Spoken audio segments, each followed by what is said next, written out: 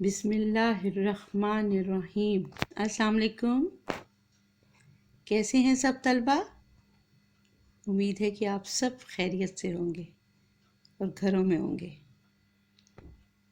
آج ہم جماعت پنجم کی اردو کی کتاب کاروان اردو سے ایک سبق پڑھیں گے۔ اب میں سبق کی پڑھائی کروں گی اور ساتھ ساتھ وضاحت بھی کروں گی۔ اب سب طلبہ کاروان اردو کی کتاب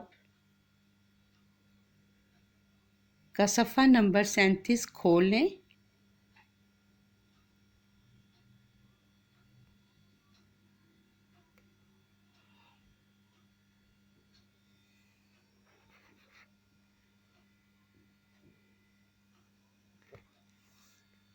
ہمارے پیارے وطن پاکستان میں بہت سے شہر ہیں۔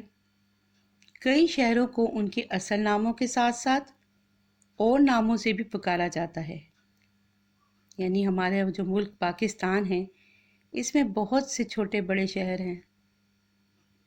کئی شہروں کو ان کے اصل نام جو ان کے نام ہوتے ہیں انہی سے بلایا جاتا ہے اور دوسرے ناموں سے بھی بلایا جاتا ہے۔ ظاہر ہے اس کی کوئی خاص وجہ ہوتی ہے۔ جیسے کراچی پاکستان کا سب سے بڑا شہر ہے۔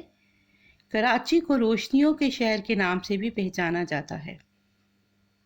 یہ تو آپ لوگوں کو سب کو پتہ ہے کہ سب سے بڑا شہر پاکستان کا کراچی ہے۔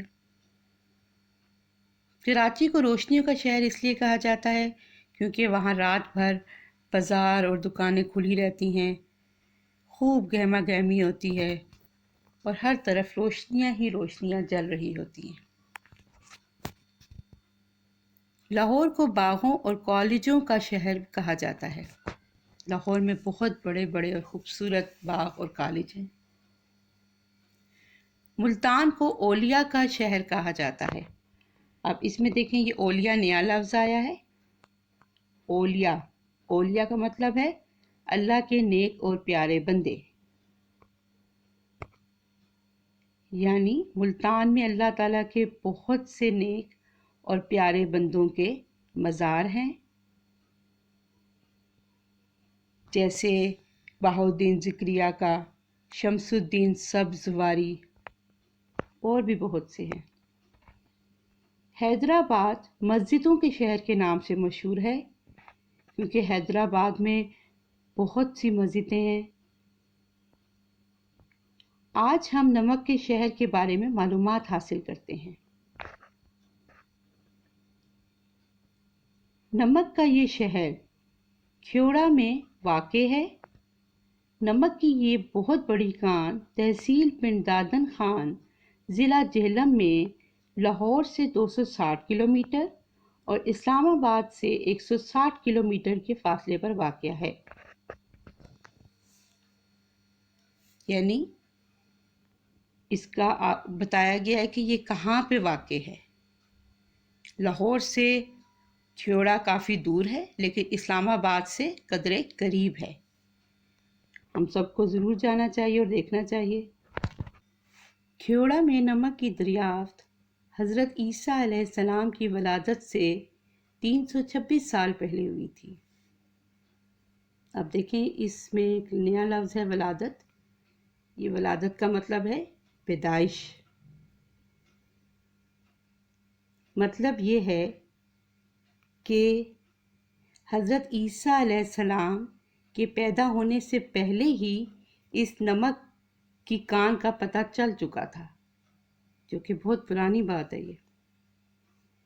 یہ وہی زمانہ ہے جب دریائے جہلم کے کنارے سکندر اعظم اور راجہ پورس کے درمیان جنگ لڑی گئی تھی۔ اب یہ اس زمانے کی بات ہو رہی ہے جب سکندر اعظم ایک یونان کے بادشاہ کا بیٹا تھا اور وہ پوری دنیا فتح کرنا چاہتا تھا، اور اسی سلسلے میں وہ اس علاقے میں آیا تھا اور یہاں کے جو راجہ تھا، راجہ پورس کے ساتھ اس کی جنگ دریائے جہلم کے کنارے ہوئی۔ سکندر اعظم کی فوج کے گھوڑے اس علاقے میں سبزہ چڑھنے کے دوران پتھروں کو چاٹتے ہوئے پائے گئے تھے۔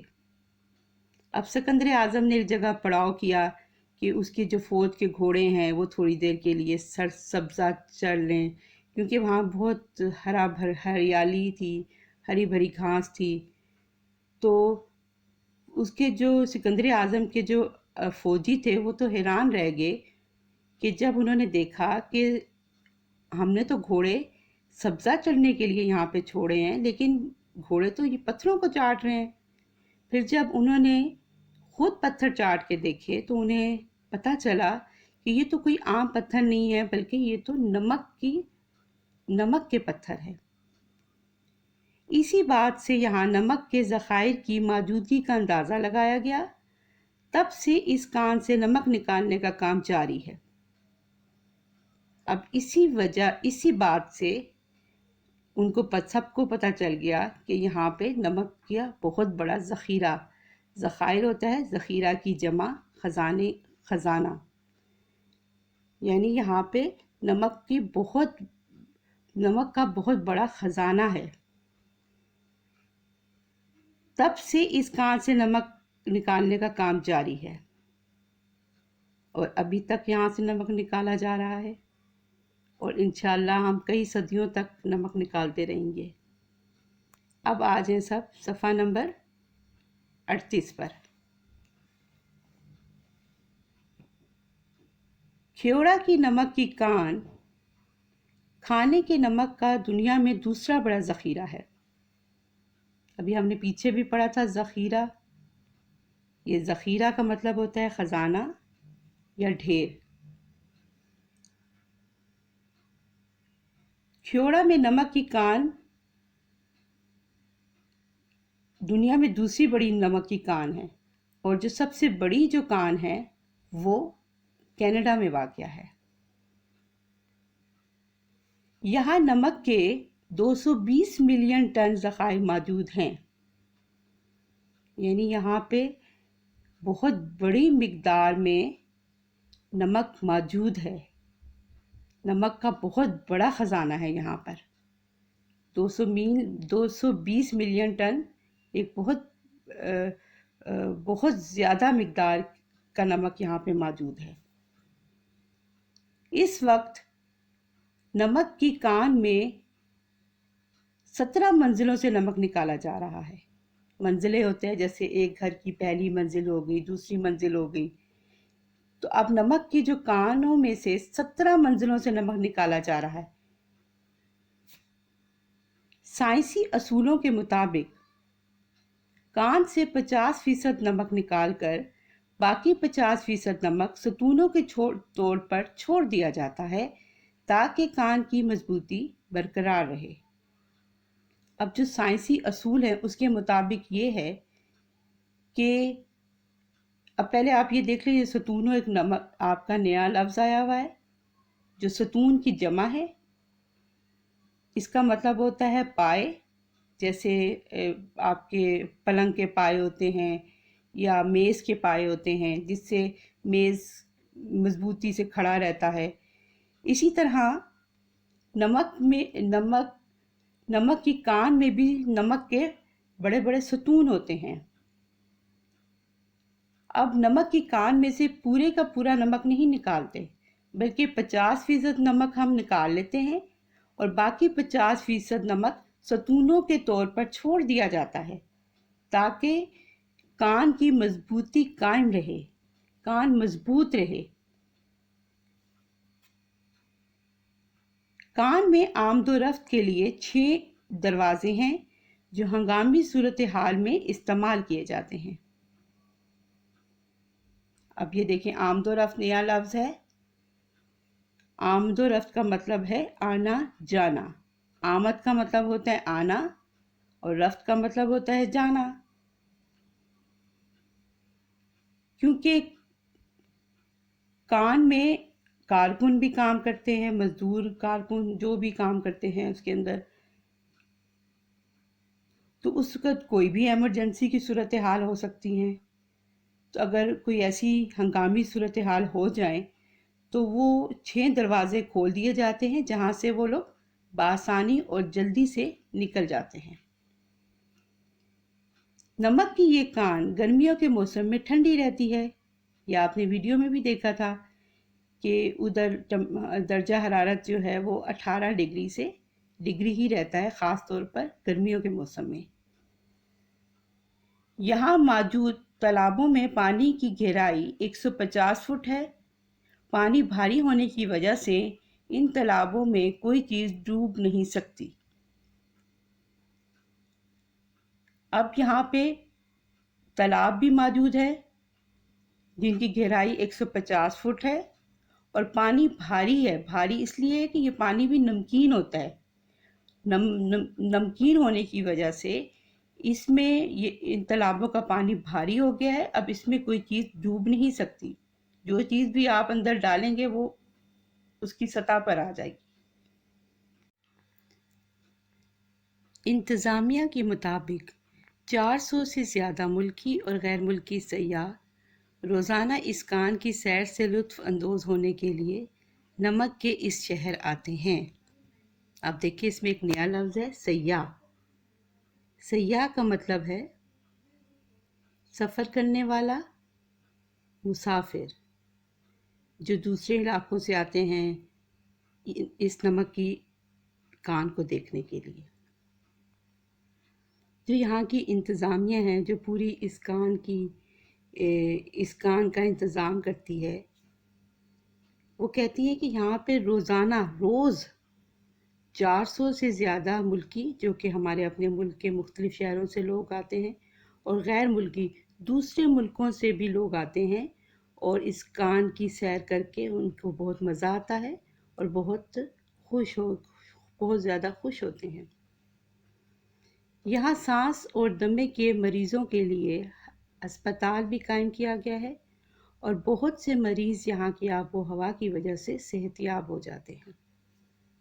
अब देखिए नया लफ्ज़ है, दमे। दमे का मतलब है सांस की बीमारी। इसमें यह होता है कि सांस ज़रा आपको मुश्किल से आता है।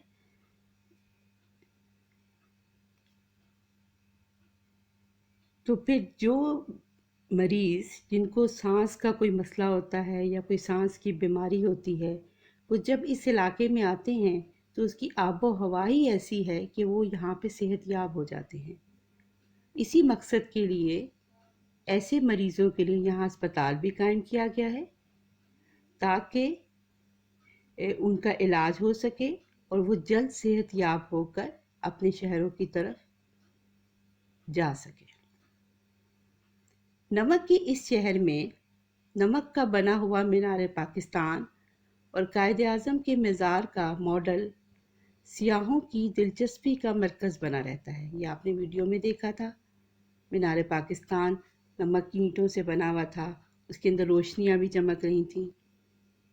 तो वो जब सियाह आते हैं तो वो ख़ास तौर पे इनको देखकर बहुत खुश होते हैं। नमक के इस शहर में एक शीश महल भी मौजूद है जो दरअसल नमक की ज़रात हैं और रोशनियों से मिलकर इस तरह झिलमिलाते हैं जैसे बहुत से चमकते दमकते हीरे एक साथ जगमगा उठे। अब नमक के इस शहर में एक शीश महल भी है। शीश महल का मतलब होता है शीशे का महल, लेकिन ये शीशे का महल नहीं है, बल्कि ये नमक के ज़रात से बना हुआ एक महल है, जिस पर जब रोशनियाँ पड़ती हैं तो वो ऐसे लगता है जैसे कोई हीरे चमक रहे हैं या कोई शीशे चमक रहे हैं, लेकिन वो ना वो हीरे होते हैं ना वो शीशे होते हैं, बल्कि वो नमक के ज़रात हैं जो कि बहुत ज़्यादा खूबसूरत नज़र आते हैं। ये सारे मनाजिर देखकर बेख्तियार लबों पर आ जाता है, बेशक अल्लाह ताला हर शय पर कादिर है। अब इसमें एक नया लफ्ज़ है, मनाजिर। मनाजिर का मतलब होता है नज़ारे। उसके बाद एक और लफ्ज़ आ रहा है, बेइख्तियार। बेइख्तियार का मतलब होता है खुद ब खुद। उसके बाद आखिरी लफ्ज़ है हमारा कादिर। कादिर का मतलब होता है कुदरत रखने वाला। اب اس کا مطلب یہ ہے کہ جب ہم یہ سارے نظارے دیکھتے ہیں کہ ہر طرف نمک کے اتنے بڑے بڑے پہاڑ ہیں اور اتنے خوبصورت نظارے ہیں، تو ہمارے ہونٹوں سے خود بخود اللہ تعالیٰ کی تعریف نکل آتی ہے، اور ہم کہنے پر مجبور ہو جاتے ہیں کہ واقعی اس کائنات کو بنانے والا ایک اللہ تعالیٰ ہی ہے، اور اسی کو یہ اختیار حاصل ہے، اسی میں اتنی طاقت ہے کہ وہ وہ اس طرح کے نظارے، اس طرح کی نظارے ہمارے لیے بناتے ہیں جسے دیکھ کر ہم خوش ہوتے ہیں اور اللہ تعالیٰ کی تعریف کرتے ہیں۔ امید ہے کہ آپ سب کو یہ سبق اچھی طریقے سے سمجھ آ گیا ہوگا۔ اب اس سبق کے نئے الفاظ معنی جو ہم نے سبق کے دوران بھی پڑھے تھے، ہم ایک دفعہ دوبارہ پڑھ لیتے ہیں۔ اولیاء، اللہ کے نیک اور پیارے بندے، ولادت، پیدائش، ستون، پائے، آمد و رفت، آنا جانا، سیاح، سفر کرنے والے، مسافر، مناظر، نظارے، بے اختیار، خود بخود، قادر، قدرت رکھنے والا، ذخیرہ، خزانہ یا ڈھیر، دمہ، سانس کی بیماری۔ اچھا طلبہ، خدا حافظ۔